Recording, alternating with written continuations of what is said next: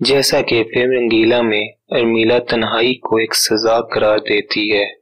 2020 کو تنہائی کا سال کہا جائے تو بجا نہ ہوگا۔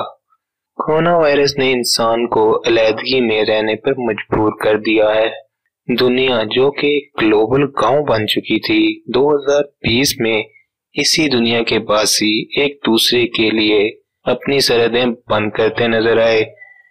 قابل ذکر بات یہ ہے، اس خطرناک وبا کے باوجود انسان تنہا رہنے سے تنگ نظر آیا۔ مختلف ممالک میں لاک ڈاؤن کے خلاف مظاہرے بھی نظر آئے۔ حیران کن بات ہے کہ یہی تنہائی بعض جانوروں کے لیے بہت پریشان کن کردار ادا کرتی ہے۔ اینیملز ویلی کے ناظرین جانتے ہیں، جانوروں کی زندگی میں بھی جذباتی مثالیں موجود ہیں جو ہم انسانوں کے لیے حیران کر دینے والی ہیں۔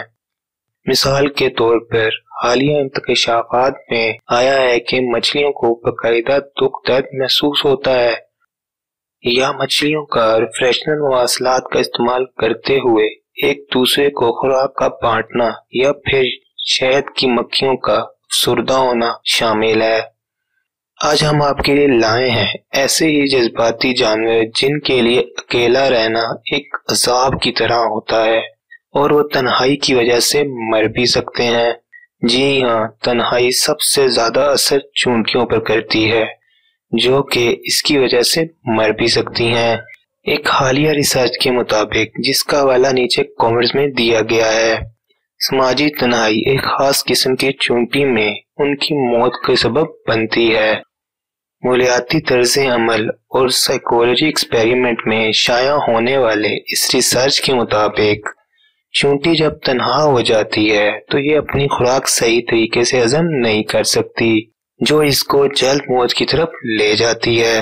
اس ریسرچ سے یہ بات پتہ چلتی ہے کہ تنہا رہنے والی چونٹی 6 دن زندہ رہ سکتی ہے، جبکہ گروپ میں رہنے والی چونٹی کی عمر اس سے 10 گنا زیادہ ہوتی ہے۔ اس ریسرچ کی لکھاری اس کی صحیح وجہ تو بتانے سے قاصر ہیں۔ شاید چونٹیوں میں گروپ میں رہائش اور کھانے کی شراکت ان کی زندگی کے لیے اہم ہو سکتی ہے۔ آج کے لیے اتنا ہی، آپ کا شکریہ۔ اللہ حافظ۔